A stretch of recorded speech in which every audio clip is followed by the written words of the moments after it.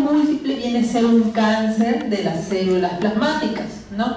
¿Y qué viene a ser estas células plasmáticas? Si nos acordamos, las células plasmáticas, ¿no?, provenientes de los linfocitos B, los cuales son los que se encargan de producir las inmunoglobulinas, ¿no? ¿Te acuerdas la inmunidad que tenemos, la inmunidad innata, ¿no?, la adquirida?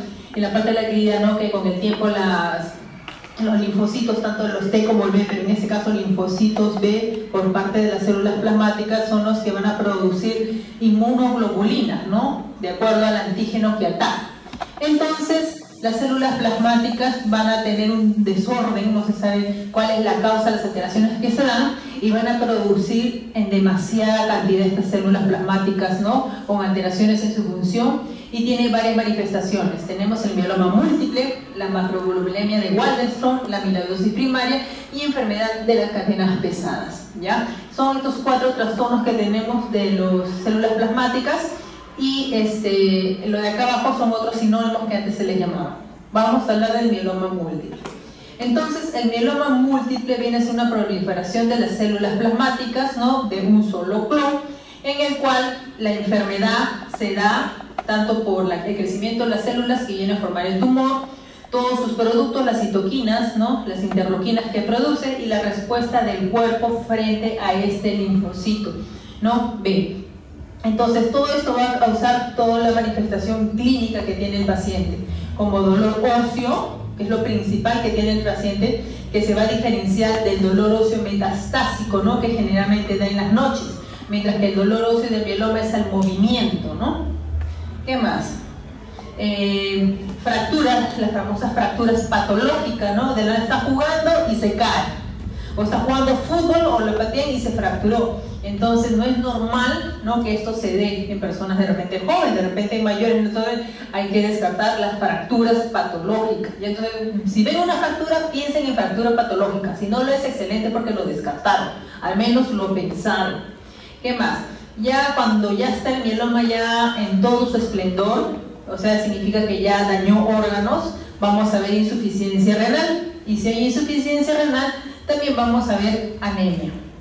Entonces, como hay una lesión lítica en huesos, hay consumo de hueso, entonces esto va a causar una hipercalcemia, ¿no? Y esta hipercalcemia también se va a manifestar como trastorno del sensorio en el paciente.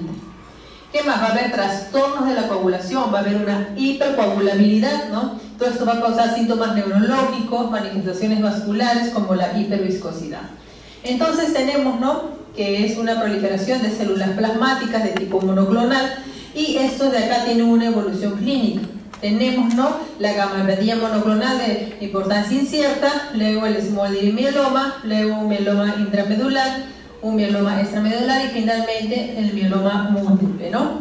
Entonces, estos generalmente van a producir bastante interleuquina 6, va a haber demasiada angiogénesis y distracción de hueso. Entonces acá podemos ver las lesiones líticas o lesiones en sacabocado en el cráneo, ¿no? Por eso se le pide una radiografía de calota craneana para ver las lesiones en sacabocado o en sal y pimienta. Estas son las células plasmáticas. Entonces aquí podemos ver estas células, ¿no?, que son grandes, ¿no?, con un núcleo grande, también oval y excéntrico, ¿no? Esto es característico cuando se hace un aspirado de médula ósea. La causa del mieloma múltiple no se sabe, ya se le relaciona, ¿no? Porque se vio que en la Segunda Guerra Mundial un grupo de personas que tuvo bastante exposición a radiación presentó, ¿no?, mieloma múltiple después de 20 años. Entonces se adjudica bastante a la radiación. ¿Qué más? Alteraciones cromosómicas, ¿no?, las que están aquí señaladas. ¿Qué más? Los que curten cueros, agricultores, el hecho del petróleo, ¿no?, carpinteros. ¿Qué más? Se ve que aumenta con la edad, la mediana es 70 años. Es poco frecuente debajo de los 40, pero se da. Afecta más a los hombres y sobre todo más a la raza negra. Y vamos a ver también, por ejemplo, en las células del mieloma múltiple, ¿no?, las células plasmáticas van a producir, ¿no?, mediante unas células adhesinas, ¿no?, que se van a unir a las células estromales de la médula ósea o de la matriz extracelular, van a producir citoquinas, ¿no?, y estas citoquinas son las que van a mediar la proliferación de más células plasmáticas, la farmacoresistencia. Ya no va a haber una apoptosis, ¿no?, no una muerte celular programada, sino lo contrario, ¿no? Va a continuar el ciclo celular y la migración. Entonces todo esto va a estar medido por la interleuquina 6, el factor de crecimiento del endotelio vascular, factor de crecimiento de la insulina y factor de crecimiento a nivel estromal. Entonces acá también tenemos otra gráfica, ¿no?, de la patogénesis del mieloma múltiple. Las manifestaciones clínicas, entonces, tanto son las reacciones que se den en el hospedador, que vamos a ver las manifestaciones. Por ejemplo, la hipercalcemia, ¿no? Como va a haber un secuestro bastante de la parte ósea, esto va a llevar a una osteoporosis rápida, ¿no?, fracturas patológicas, lesiones líticas y el dolor en hueso. Entonces, va a haber una expansión tumoral, esto va a hacer que se activen los osteoclastos, ¿no?, y por eso se producen todas estas lesiones. La insuficiencia renal. La insuficiencia renal también se va a dar, ¿no? El paciente, esta hipercalcemia también va a dañar. ¿Qué más? Los depósitos de cadena ligera, como en el mieloma múltiple es aumento de la producción, ¿no?, de anticuerpos. ¿Se acuerdan de los anticuerpos que tienen su cadena pesada? Y los cachitos, ¿sí? Así es el anticuerpo. El brazo es cadena pesada y las dos son cadena ligera. Entonces estas cadenas empiezan a desprenderse y se van a pasar por la malla del riñón, ¿no?, por el glomérulo, y eso va a dañar, va a tapar, y por eso va a haber una insuficiencia renal. También esto va a causar una amiloidosis, ¿ya? Y encima, si esto lo ponemos medicamentos que el paciente cree que le duele, no sé, una limbaje mecánica o se golpeó, qué sé yo, se toman antiinflamatorios no esteroideos, peor todavía. ¿Qué más? Fatiga y anemia fácil, por infiltración de la médula ósea, ya no va a haber una buena producción de glóbulos rojos. ¿Qué más? Si hay daño a nivel de riñón, también la eritropoyetina. Entonces, como el paciente tiene inmunoglobulinas, anticuerpos que están funcionando mal, entonces va a ser susceptible a infecciones, ¿no? Entonces va a causar por estafilococo, estreptococo, ¿no? Frecuentemente va a estar yendo a la clínica o al hospital por infecciones recurrentes, infección respiratoria, urinaria. Síntomas neurológicos, también va a tener síntomas neurológicos. ¿Por qué? Porque va a haber también una hiperviscosidad, la sangre va a estar más espesa, ¿no? También va a haber neuropatías. También el paciente puede cursar con depósitos amiloides a nivel de los nervios, ¿no? Por eso que se da toda esta sintomatología. Náuseas y vómitos que se presentan tanto por la hipercalcemia e insuficiencia renal. Y también van a haber trastornos de la coagulación, ¿no?, el cual le va a llevar a hemorragias al paciente. Entonces tenemos que la característica principal es dolor óseo. Por eso les digo, cuando el paciente les vaya con dolor, piensen en mieloma. Si lo descartan, excelente, pero si no lo pensaron, el diagnóstico tardío que le hagan a este paciente empeora su pronóstico, porque si es un diagnóstico temprano tiene una buena supervivencia, ¿ya? Entonces el dolor óseo, ¿no?, que puede ser en espaldas, puede ser en la costilla, en el momento de estornudar o respirar le duele la costilla, ¿no?, la articulación externoclavicular. ¿Qué más? El dolor localizado y persistente suele indicar también una fractura patológica, ¿no? Se puede fracturar la cadera, el fémur, la muñeca. Entonces tenemos, ¿no?, que el paciente cursa con dolor, le duelen los hombros, la columna, ¿no? Y entonces se le toma la plaquita y ven estas lesiones líticas, ¿no?, ensacabucado, ¿no? Cuando debería ser todo blanquito, ¿no? Todo está lleno con puntos, por eso le llaman las lesiones de sal y pimienta. Vemos, ¿no?, el fémur, cómo está fracturado en varios trazos. Vemos también que es irregular, ¿no?, todas las lesiones líticas. Entonces le pedimos un survey óseo, ¿no? ¿Qué es un survey óseo? Es una placa radiográfica, un barrido de todo el cuerpo, y vemos que por todos lados está así, de esta forma. Entonces, son lesiones líticas y rara vez se acompañan de formación osteoblástica, ¿no? O sea, también podemos ver formación osteoblástica. ¿Qué más? La osteólisis provoca movilización del calcio óseo, ¿no?, generando hipercalcemia. Por esa razón se da la hipercalcemia, porque al final el paciente viene con trastorno del sensorio por la hipercalcemia y hay que darle tratamiento para esa hipercalcemia porque es una emergencia. Ya, la hipercalcemia es por esa emergencia y lo van a ver fácilmente en una gaseometría, en un AGA. En el AGA han visto todos los parámetros que salen, ¿no? Ahí ven un ítem que se llama calcio iónico. Entonces ven el calcio iónico y normalmente la relación del calcio iónico con el calcio sérico es de 1 a 8. Entonces, imaginemos que el calcio iónico está en 1, entonces está en 8 el calcio sérico, ¿no? Y la hipercalcemia más de 12, ¿no? Si vemos que el calcio iónico está en 2, entonces 1.5 ya paren los ojos, no piden el calcio sérico y proteínas totales. ¿Qué más? También pueden haber colapsos vertebrales, ¿no? También tumoraciones, van a poder usted palpar cómo esa masa que ha proliferado en el hueso se palpa en cráneo, en clavículas, en esternón. Entonces, por ejemplo, esta lesión, ven acá que se prolifera y pueden palpar ustedes un tumorcito en la cabeza, ¿no? Creen que es un chinchón, pero no es un chinchón, es una lesión de células plasmáticas.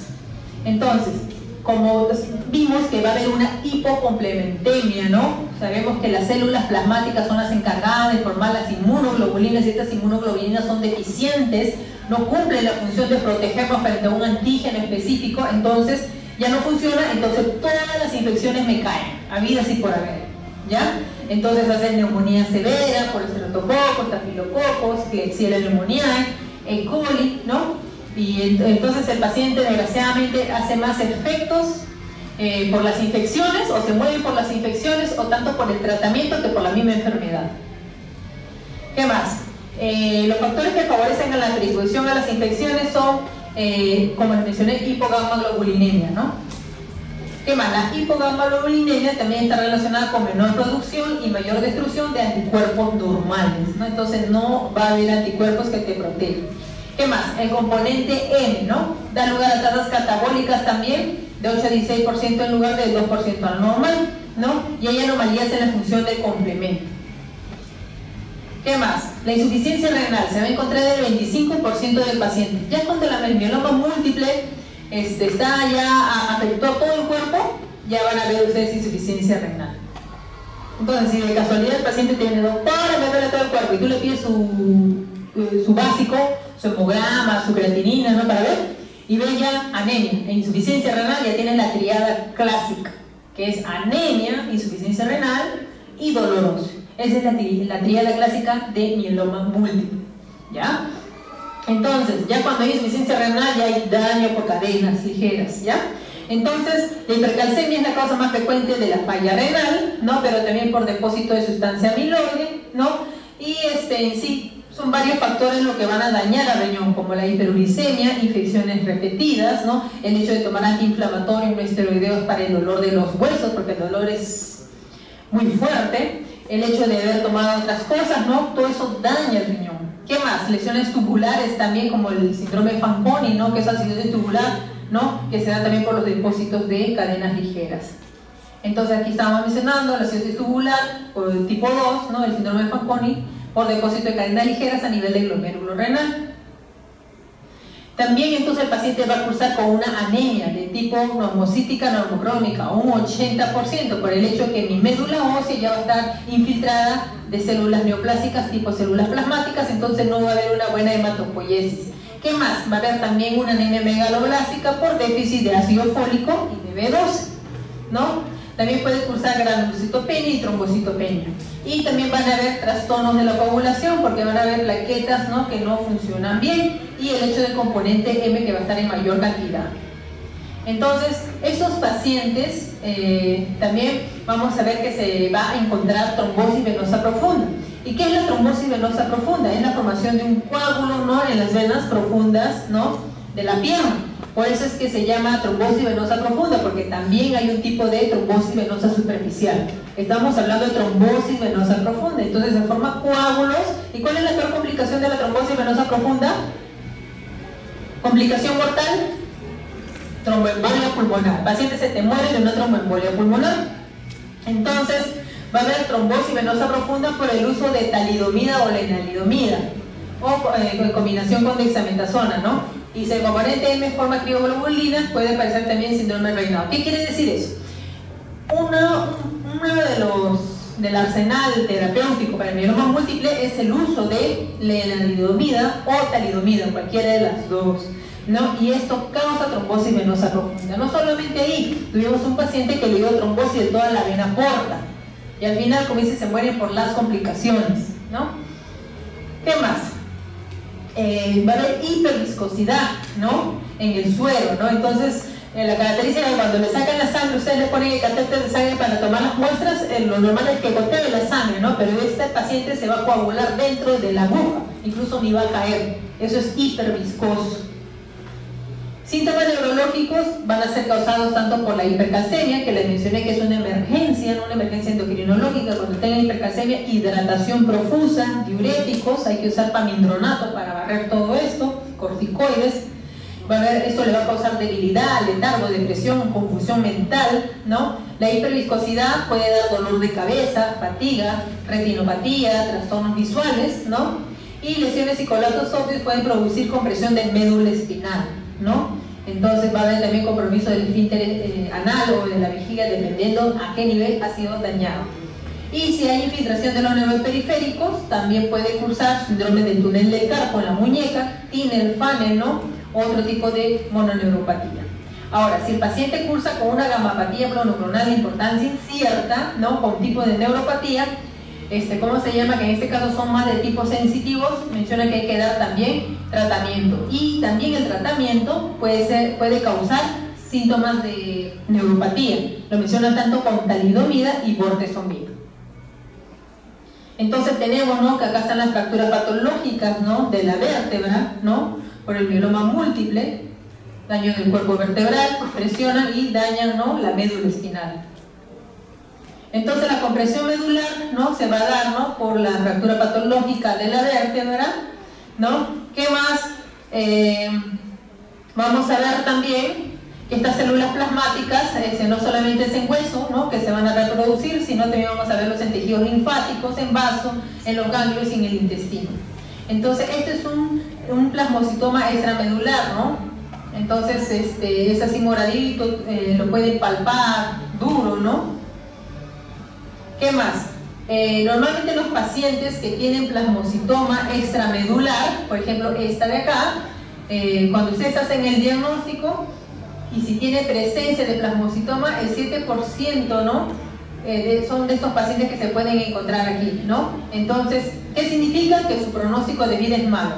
O sea, ustedes hacen un diagnóstico reciente de mieloma múltiple, ¿no?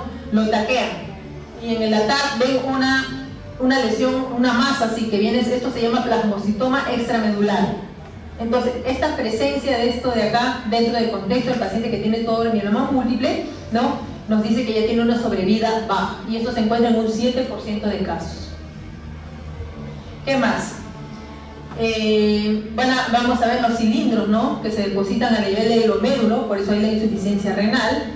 Luego, nefrotis de lámina periférica, lo clásico que antes preguntaban, ¿no? El signo de Rolox, que es en pila de monedas, ¿no? Los glóbulos rojos en pila de monedas, que se encuentra también en mieloma múltiple. Entonces acuérdense, ¿no? La formación de Rolox. ¿Qué más? Podemos encontrar también en la nefrotis de lámina periférica, ¿no? Incluso las células anormales, ¿no? Entonces, para el diagnóstico y estadificación, el mieloma múltiple tiene criterios, ¿ya? Entonces, ¿cuál es el criterio diagnóstico?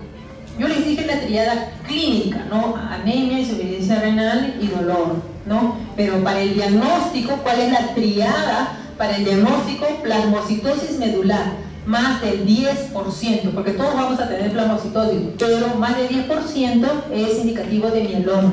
Eso lo obtenemos por un aspirado de médula ósea, que puede ser en el esternón, puede ser en la cadera. ¿Qué más? Las lesiones osteolíticas que comprobamos, ¿no? El componente M, ¿ya? Que puede ser en suero, en orina o en ambos, ¿no? Y estos plasmocitos, al hacer la inmunohistoquímica, son CD138 positivo, ¿no? Y de tipo monoclonal. ¿Qué más? ¿Cuáles son mis diagnósticos diferenciales del mieloma múltiple? Habíamos visto, ¿no? En el contexto, ¿no? Una gamapatía monoclonal de importancia incierta, un mieloma múltiple latente, ¿no? O el smoldering mieloma, que aún no es mieloma múltiple, ¿no? En estos casos, mencionan que el smoldering mieloma, ¿no? Es mucho más frecuente que el mieloma múltiple y al final eso se evoluciona a mieloma múltiple. Entonces, esta es la foto de un procedimiento, ¿no? De un aspirado de médula ósea que le están haciendo en la cadera, ¿no? En la cresta ilíaca posterior superior, ¿no? Ponen anestesia, hacen un aspirado, sacan células de la médula ósea, le hacen para hacer el estudio, ¿no? del porcentaje de células plasmáticas, y también hacen una biopsia de hueso. Entonces, las características que aumentan el riesgo, ¿no? De que sea un mieloma latente, de genere mieloma múltiple, es la plasmocitosis de médula ósea, ¿no? ¿Qué más? generalmente son pacientes que tienen gamapatía monoclonal de importancia incierta y mieloma latente, que son los que no necesitan tratamiento. Entonces, si vemos pacientes que ya tienen características anormales, tipo mieloma latente o la gamapatía monoclonal de importancia incierta, hay que tener en cuenta que estos todavía no se les da el tratamiento. Y vamos a ver cuál es el tratamiento que recibe el mieloma múltiple. Luego tenemos variantes de mieloma, ¿no? Tenemos el plasmocitoma óseo solitario. ¿Se acuerdan? Vieron la masita que les enseñé en la tomografía en tórax, ¿no? Pero esto es dentro del contexto de un paciente que ya tiene lesiones líticas por todo el cuerpo, ¿no? Entonces podemos encontrar un paciente que solamente viene por una masa, nada más puede ser en el cráneo o puede ser en el tórax y el resto del cuerpo está limpio. Entonces eso se llama plasmocitoma óseo solitario, ¿no? Y lo otro es el plasmocitoma extramedular. Ambas se acompañan con componente M, pero es menos del 30%, ¿no? Y afecta a gente joven, ¿no? Y la mediana de supervivencia es más de 10 años. En este caso, plasmocitoma óseo solitario viene a ser una lesión osteolítica única, y cuando vemos la médula ósea no hay plasmocitosis. Los plasmocitomas extramedulares generalmente afectan tejido linfoide, ¿no? Submucosa, ya sea de la nasofaringe o seno paranasal. Entonces, esto tenemos un plasmocitoma extramedular, ¿no? En este caso en la lengua, y este es un plasmocitoma óseo solitario, ¿no? Una lesión que está dada en fémur y el resto está normal. Ambas formas de tumor son muy sensibles, o sea, estamos hablando del plasmocitoma óseo solitario y el plasmocitoma extramedular, son muy sensibles a radioterapia, ¿ya? Y si hay un componente M, debe desaparecer normalmente después de ese tratamiento que se le da. Los plasmocitomas óseos solitarios pueden reaparecer en otros sitios, mencionan, ¿no? Y es raro que los plasmocitomas extramedulares reincidan o progresen. Entonces vamos a tener que el plasmocitoma óseo solitario y el plasmocitoma extramedular tienen buen pronóstico, ¿ya? Acá vamos a ver las características de las alteraciones de las células plasmáticas. En este caso estamos viendo el mieloma múltiple, ¿no? Sintomático. Entonces, el mieloma múltiple sintomático habíamos visto que debe tener proteína M en suero o en orina, ¿no? ¿Qué más? La presencia de plasmocitos o plasmocitoma en médula ósea, habíamos visto, ¿no? Más del 10%, y deterioro de órganos o tejidos por el mieloma. ¿Qué más? Tenemos también el mieloma sintomático, que en este caso es proteína M en suero, mayor o igual de 30, plasmocitosis clonales, más del 10%, y no hay lesión, en eso se diferencia del otro. La gamapatía monoclonal de importancia incierta, proteína en suero menor de 30, células plasmáticas menor de 10, no hay manifestaciones de otras zonas proliferativas de otros linfocitos B ni deterioro de otros órganos, que es común con el asintomático. Luego tenemos el plasmocitoma solitario de hueso, ¿no? Que hemos visto que no hay proteína M en suero ni orina, está circunscrita en un solo lado, y médula ósea no compatible con mieloma. Entonces, estas otras son definiciones, ¿no? De la gamapatía monoclonal de importancia incierta, ¿no? De acuerdo a las inmunoglobulinas, ¿ya? Este viene a ser el proteinograma electroforético, ¿ya? Cuando se hace el estudio, ya ustedes sospechan que es un mieloma múltiple, ya tienen, como dice, ¿de qué color es el caballo blanco de San Martín? Entonces, cuando ustedes ya tienen el diagnóstico clínico, anemia, falla renal y dolor óseo, ya de por sí ya ustedes le tienen un proteinograma electroforético. Este es el proteinograma electroforético, que viene a ser el estudio, ¿no? De las inmunoglobulinas, ¿no? En un campo electromagnético.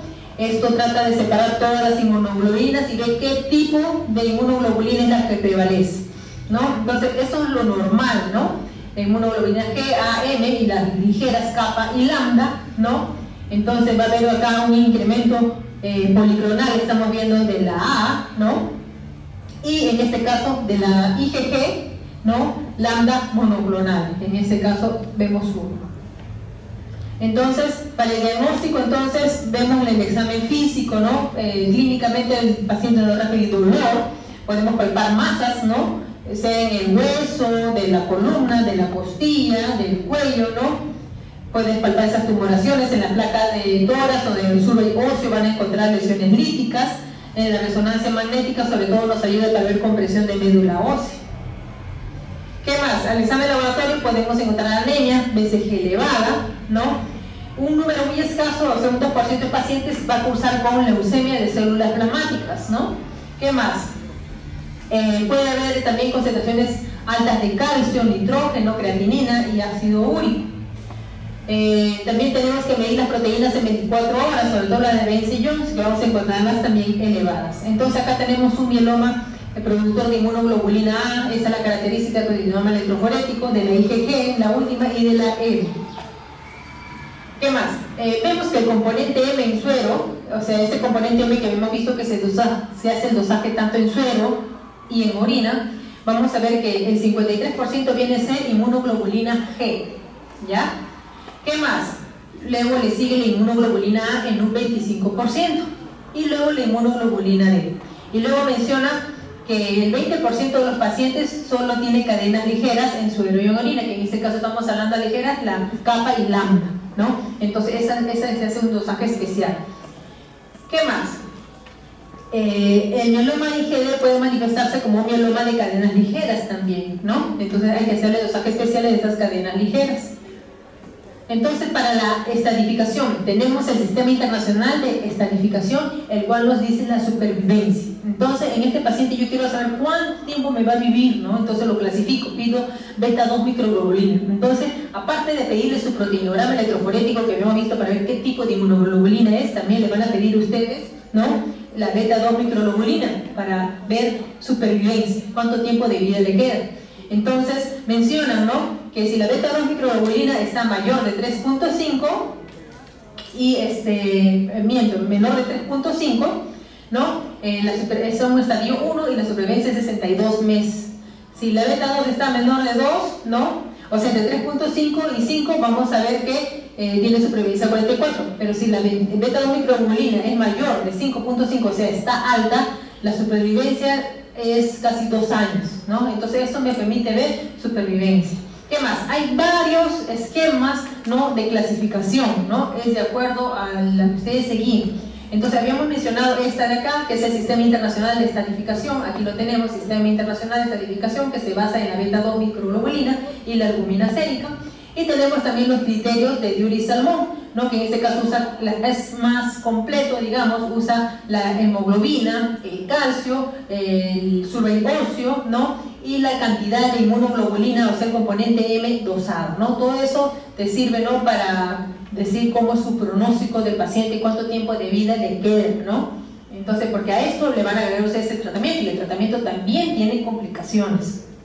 Esto de acá ustedes lo van a encontrar en la guía, así como tenemos nosotros nuestro vademecum de farmacología, ¿no? ¿Qué vademecum usan ustedes de farmacología para corrección de drogas, falla renal? ¿Cuál busca? ¿Ya han visto ya o no en su práctica?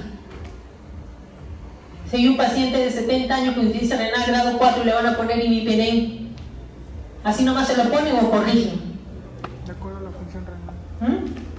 ¿Qué bibliografía usa? Ya, entonces tenemos varias, pero lo que más usamos es la americana nosotros, el Sanford. Entonces corregimos de acuerdo a la depresión clínica, fijamos en el Sanford, ¿no?, y a cuánto le corresponde, cuánta dosis por día. De la misma forma, nuestra guía, en este caso para cáncer, es el NCCN. Cualquier tipo de cáncer que tengan ustedes van a tener acá los últimos tratamientos, los últimos estudios, y es gratuito.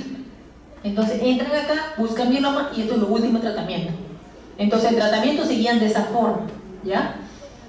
¿Qué más? Entonces la beta 2 microglobulina es un factor predictor que lo van a tener que pedir, ¿no?, y a mayor cantidad es peor pronóstico. También hay también tenemos el estudio del cariotipo, ¿no?, que también hay que ver si que tiene de lesiones cromosómicas, también me van a incluir en el pronóstico. Ahora, el tratamiento. Respecto al tratamiento tenemos varias, ¿cómo se llama?, esquemas de tratamiento, ¿no?, que se han estudiado, pero al momento las que quedan o tenemos son el bortezomib, ¿no?, el bortezomib que se le da junto con dexametasona, ¿no? También tenemos bortezomib, ciclofosfamida y dexametasona. Tenemos otro esquema con doxorubicina, dexametasona. Entonces, todos estos esquemas que tenemos acá va a depender de las características del paciente, ¿ya? Por ejemplo, si vamos a dar una terapia primaria, ¿no?, para candidatos a trasplante de médula ósea, ¿qué quiere decir eso?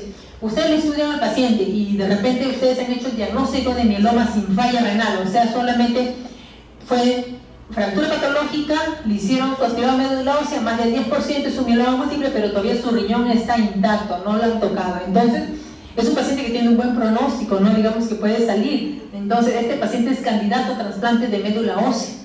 Entonces, en este paciente tengo este esquema terapéutico, el de acá, los que mencionan ahí. Pero, si este paciente no es candidato a trasplante de médula ósea, ¿no? Entonces, por N motivos, qué sé yo, tiene tuberculosis pulmonar y tiene un pulmón secuelar y a cada rato hace infecciones y no va a sobrevivir a un trasplante, porque lo que hace el trasplante es tantas sustancias quimiotóxicas de altas dosis que matan todas las células y luego ponen nuevas. Entonces todo eso te inmunosuprime tal que te caen todas las infecciones hasta el más simple bacteria y eso al final es lo que te mata. Entonces tienes que estar bien para soportar ese trasplante de médula ósea. Entonces si el paciente no es candidato porque tiene múltiples comorbilidades, entonces este es el esquema. Entonces, ¿por qué? Acá vemos lo nuevo, melphalan, ¿no? ¿Por qué melphalan? Porque si vamos a pensar ustedes en un trasplante y ustedes le van a dar melphalan, el melphalan le daña la médula ósea. Esa es la diferencia. Por esa razón es que el melphalan lo ponen ya en pacientes que no son candidatos porque igual ya no va a servir su médula ósea. Entonces, tenemos, ¿no? Y la terapia de mantenimiento lo mantienen con bortezomib y lenalidomida, o si quieren bortezomib o talidomida. Al final estos son de la misma familia, escogen uno de ellos, ¿no? De acuerdo también a las características del paciente. Ya, pero ¿qué es lo que pasa, no? Las medicinas todos tienen efectos adversos, ya, y eso lo van a tener también que explicar al paciente.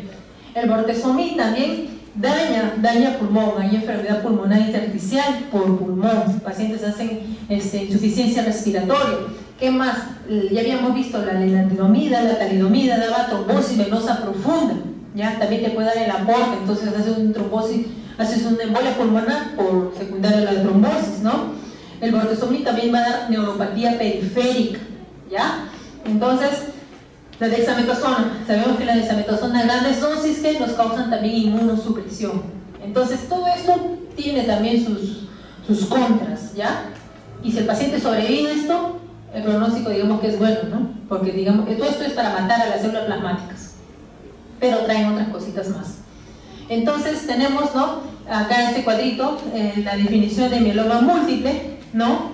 Acá el del Smoldering mieloma y de la gammopatía mononuclear de significancia incierta. Entonces para el tratamiento inicial, ¿no? del mieloma múltiple, ¿no? Acá le hacen el estudio de Fish, Fish estudia, ¿no? La expresión de replicación que tiene el paciente, ¿no? Entonces si es un FISH ampliado o no. Si es un FISH ampliado tienen alto riesgo, ¿no? Si no es de mejor pronóstico. Entonces si es de alto riesgo, ¿no? Mencionan, ¿no? Hay que darle medicinas como el inhibidor del proteasoma, otro del bortezomib, ¿no? El bortezomib, su nombre comercial es el Belcal. Entonces, las personas con mieloma asintomático, progresivo o con ambas características necesitan tratamiento, ¿no? Tenemos el tratamiento sistémico y el tratamiento de mantenimiento. Entonces, habíamos visto que hay que escoger si es un paciente que va a recibir trasplante de médula ósea, entonces ya no se le va a dar melphalan, porque el melphalan quema la médula ósea. ¿Qué más? Una de las partes del tratamiento es talidomida o lenalidomida, que nos puede dar trombosis venosa profunda. ¿Qué más? Vamos a pasar eso, porque hay más cosas que ver. La supervivencia. La supervivencia global menciona desde 7 a 8 años. Algunos pueden sobrevivir a 10 años, ¿ya? Pero eso depende de cada uno, de qué tanto tu cuerpo pueda soportar esto. ¿Ya? Pero como les comenté, al final estos pacientes se van de las infecciones, ¿no? A cada rato hacen neumonías, hacen infecciones urinarias, gérmenes resistentes y al final se mueren por las infecciones, ¿ya? Por ejemplo, ¿no? Un caso de una señora mieloma múltiple, 40 años, ¿no? Tiene ya 15 años con su mieloma, ¿no? Tuvo una buena respuesta a todo tratamiento, ¿no? Su suerte, mientras que otro, su diagnóstico fue en enero, habrá fallecido en agosto. 6 meses nada más, se fue al final por los efectos de la quimio. Entonces depende de cada uno. Y entonces ustedes tienen que escoger las características, tipo de este paciente, ¿no? ¿Qué más? Entonces la causa principal de la muerte de los pacientes es que el mieloma sigue dañando el riñón, las infecciones que causan, habíamos visto infecciones recurrentes por la hipocomplementemia, y si a esto le ponemos el tratamiento peor todavía. pueden cursar con leucemias agudas, mielodisplasias, el 25% va a morir de infarto de miocardio, también neumopatía crónica, diabetes o apoplejías, ¿no? ¿Qué más? La hipercalcemia va a responder a hidratación, a glucocorticoides, ¿no? Hay que ponerle diuréticos, hay que ponerle resortivos de calcio, ¿no? Como el pamidronato, el solindrónico. ¿Qué más? La calcidonina puede sumarse al efecto inhibidor de los esteroides sobre la represión ósea, ¿no? Acá habíamos mencionado los bifosfonatos, que es el pamidronato, el ácido solindrónico, que te ayuda a bajar el calcio en sangre.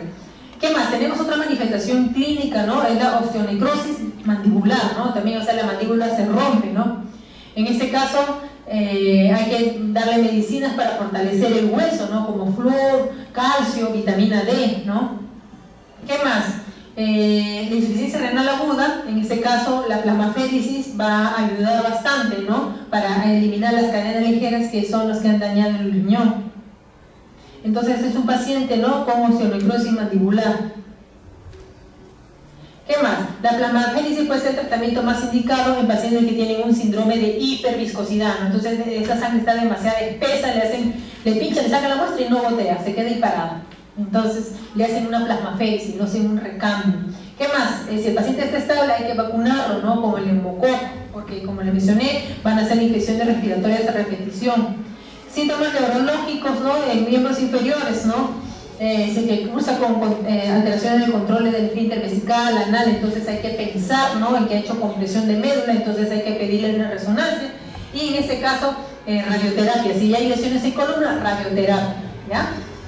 Las lesiones óseas van a mejorar con analgésicos y antineoplásicos, ¿no? Y si son muy dolorosas, se le da una radiación localizada. ¿Y se acuerdan de la radioterapia? ¿Cuáles son los efectos de la radioterapia, no? Da estenosis, ¿no? De donde lo pongan. Si es aquí, estenosis de esófago. Si es para acá, estenosis de uretra. Todo viene con un combo completo, como se dice, ¿no? Entonces tienen que pensar en eso. Son cosas nocivas. Desgraciadamente no hay nada más para esas cosas. ¿Qué más? Entonces, analgésicos le daremos pues tramadol, con paracetamol combinados, si no ya le daremos narcóticos, ¿no? Oxicodona, morfina, porque al final ¿qué hay que darle? Calidad de vida. Como dicen, hay que darle una buena calidad de llevar una muerte más tranquila, porque al final estos pacientes se van a morir, ¿ya? Todos nos vamos a morir, sino la forma, o sea, cómo va la calidad, ¿no? Si hay que calmarle el dolor, y esta es su principal molestia de ellos, les duele el cuerpo, horrores, entonces hay que darle. Más.